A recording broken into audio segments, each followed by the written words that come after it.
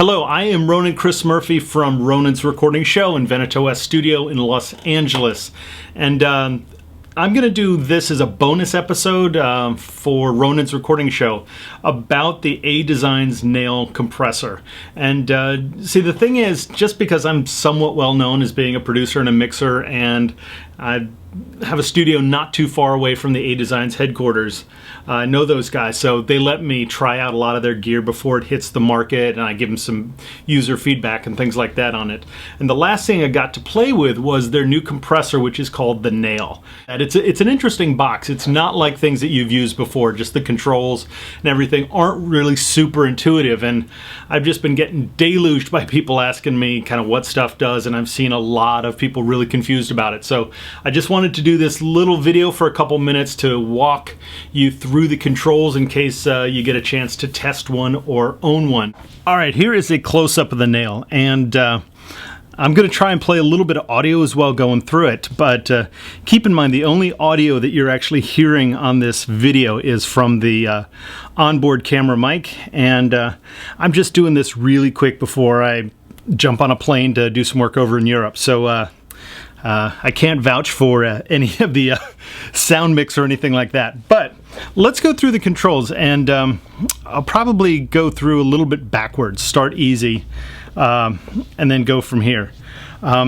This one is a gain control. You know, you'll see it sometimes labeled as gain makeup on other compressors, and really what that is just a boosting section after the compressor. Pretty straightforward. And so if you've worked with other compressors, you've almost certainly dealt with the gain output control.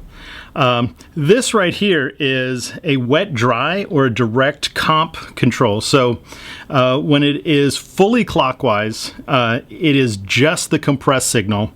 And when it is fully counterclockwise, it's just the direct signal, and you can blend it here to taste. It's actually pretty cool if you want to do some radical compression, but only bring in a little bit of that compressed sound. And also a real hip way if you work in the box and you want to do some aggressive parallel compression that's really 100% true phase coherent. Can be super, super helpful on that.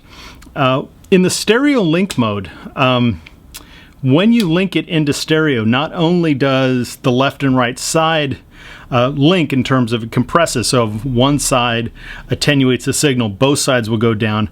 But what it does is all 5 of these controls end up being the master controls for the left and the right side. So just these first 5.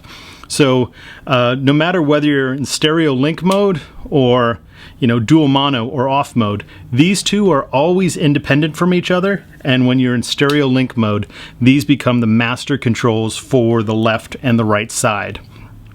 And attack and release, that's pretty straightforward. If you've worked with compressors, there's no big surprises right there. And this actually is a very fast compressor. I don't know the exact numbers, but it can clamp down on stuff quite quickly. So this is a fast attack time, and the more you go counterclockwise, the more it slows up. This is a feature that's on some other compressors too, but usually don't see it with this much flexibility. And this is the filter on the detection circuit. So this is really confusing if you've never dealt with it before. What this is a high-pass filter or a low-cut filter on the detector circuit, which means when the audio splits off, it splits off, and one is the detector chain, and that basically tells the compressor how much to attenuate. And what a low-cut filter will do on that is make it so there's not as much low end in the detector circuit, and that way if you've got a instrument or mix with a lot of low end, like hip-hop kick drums or big powerful rock bass, if you put in the high-pass filter, there won't be as much low end pulling down the compressor or bringing in the attenuation. you can actually sound a little more even and open, and still let that big low end come through, which is really important, especially for a lot of R&B and hip hop styles of music. That low end still have a lot of motion. The really important thing to remember is this is absolutely not a multi-band compressor. So what it does is it just cuts low end from the detector circuit. It does not cut low end from the audio signal itself. So it's really important to remember that when the compressor pulls down something like a snare drum in a mix, it's also pulling down all the low end. So even if we have, a lot of the low end cut off in our detector circuit, if there's things above the filter, which is most of your mix, those things are also going to attenuate your kick drum. They're going to attenuate your bass. So it's just a creative way to change how you sculpt the sound and how you play with the detector circuit.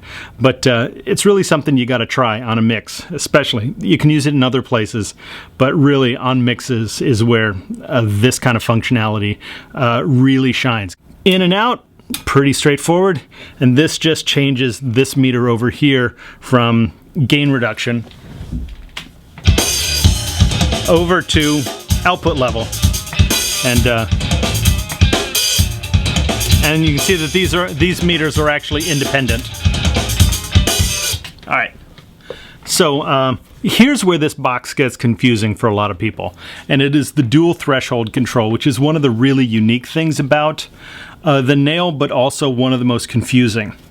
So the hard threshold, when it is all the way counterclockwise, where it says off, it is off. It has nothing to do with what's going on. And this threshold, really, the more you crank it clockwise, the more gain reduction there is. It feels very similar to if you've used an LA2A or something like that. The more you crank it up, the more gain reduction you get. So pretty straightforward, pretty simple, but here's where things get interesting. This hard threshold is not a separate compressor at all. It is just a different control on this same compressor circuit. Some people get confused and think that this is actually two different compressors, but it's just a creative way to deal with the same compression circuit.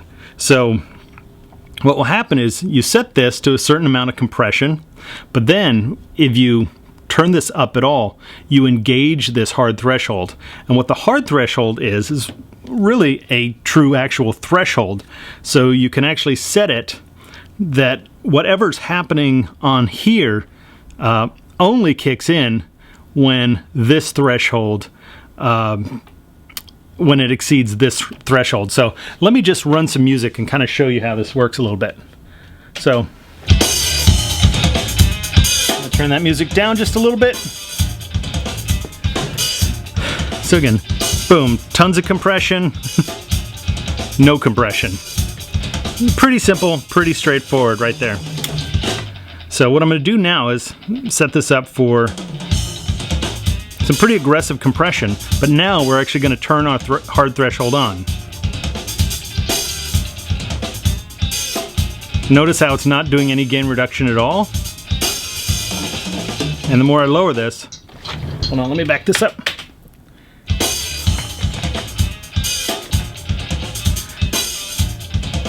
So it's actually setting it like you would expect a traditional threshold to do. So it's a pretty interesting way to do if you want to do something like a really aggressive compression, but only have it come in on the most extreme peaks.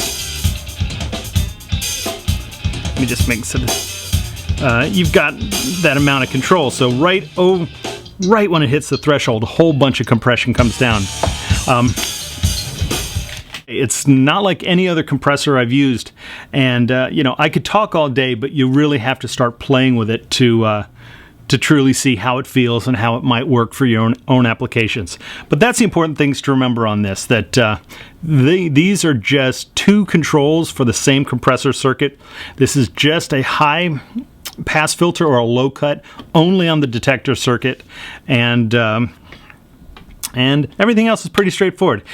All right, that's it for me. I got to go pack. I hope this is helpful for you a little bit. that music that I was running through the box, it's actually a local LA band, something I had up on the console called Eggshell Egos. If you're into bands like the Red Hot Chili Peppers and Primus, you'll probably really dig what they do. And for studio tours, studio tips, gear reviews, and all that sort of stuff, check out ronansrecordingshow.com.